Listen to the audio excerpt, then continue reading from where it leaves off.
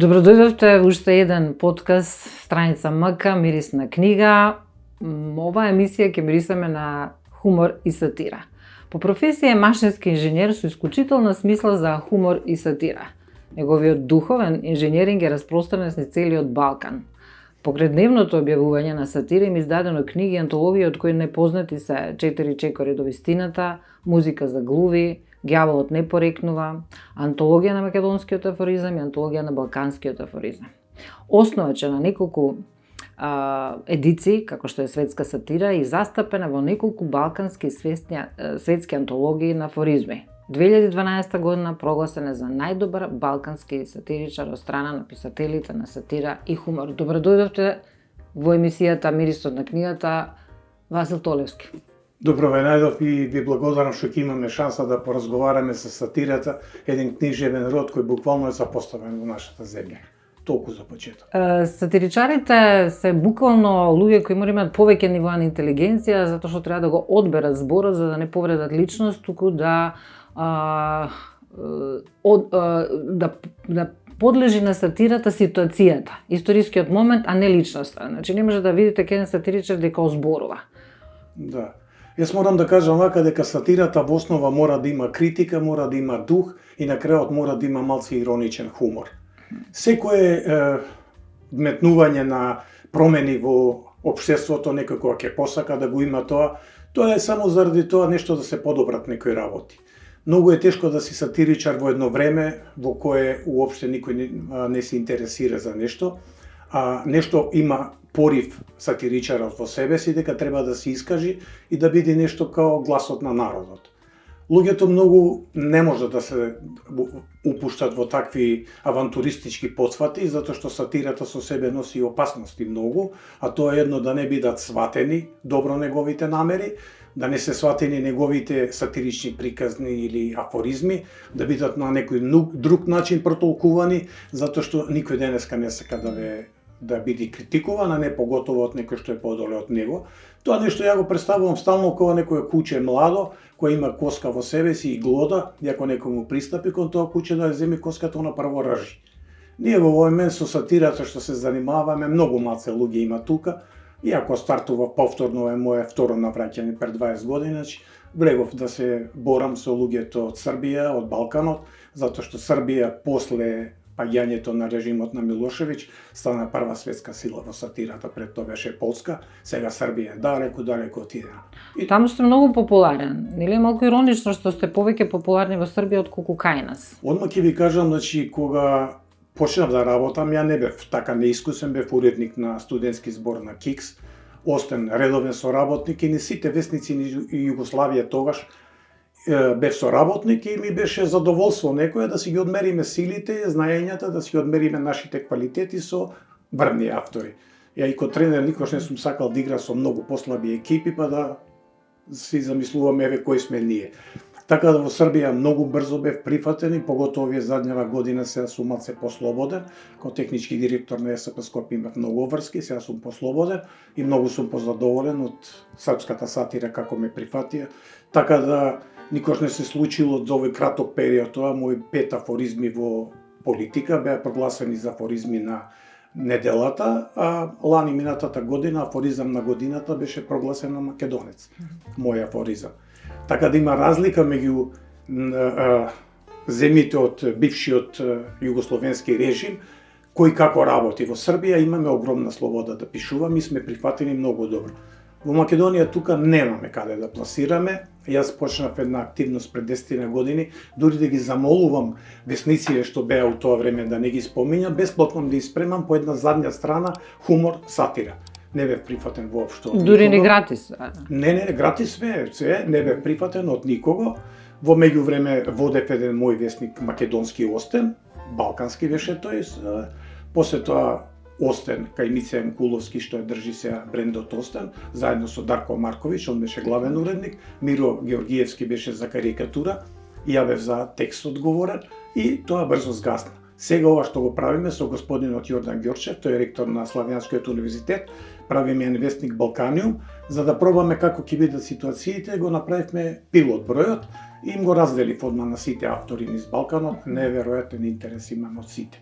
Македонија е погодно тло, поготоа што ние пред 30 години бевме центар на хуморот, сатирата и карикатурата.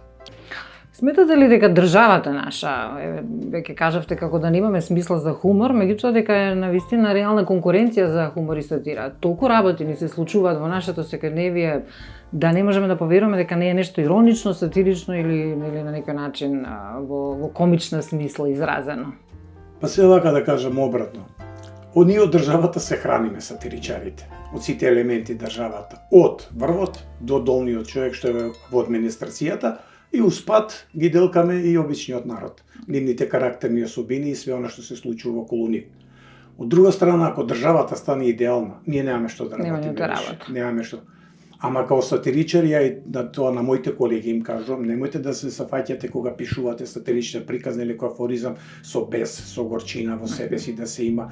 Немојте да влагате во дуел со одредена личност, затоа што таа личност е менлива, а афоризмот и сатиричната приказна останува.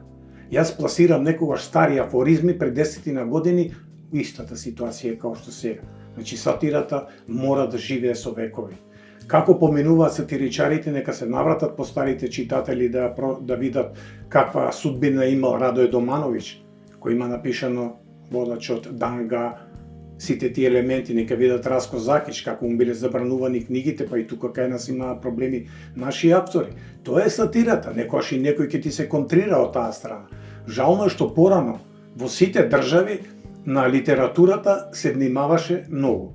Што значи, ако издадите некоја книга, бидете сигурни дека 20 позади ќе ја прочитат ние да видат што сте напишале. Кога ќе објавивме афоризми, нешто и ово, она, читаа. Сега имаме еден друг проблем. Никој од државните овие функционери, што се, да не речам, во Министерството за култура, што е, нема човек што се интересира за нас и да рече, дај да видиме овој квалитетен човек, да видиме што може да извадиме, дај нешто да објавиме.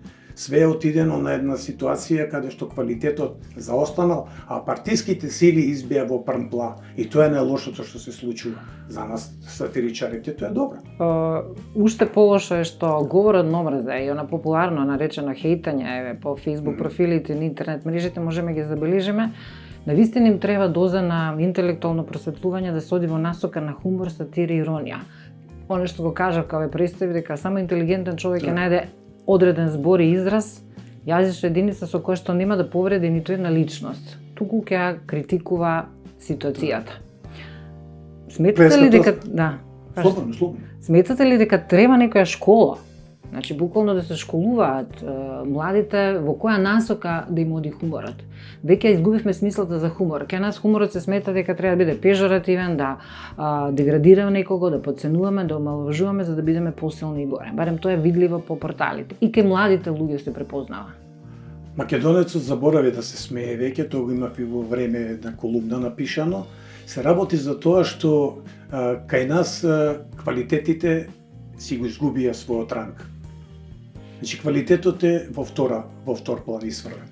И сега во оваа борба политичка каде политичарите и сите оние што се вртат околу политичарите имаат поголем бенефит од живењето во Македонија, него оној што ствара, што сака да направи нешто да е подобри работата во државата. Сатирата е и тоа.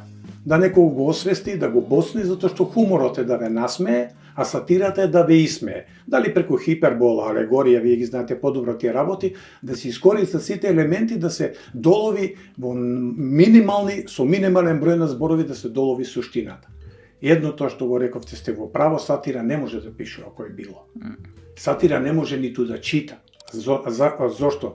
Сатирата која пишуваме или афоризмите, во мојот афоризам треба недека 3-4 варијанти да ви излезат као заклучоци. Ја афоризмот не го пласирам онака само и на прва да го видат луѓето.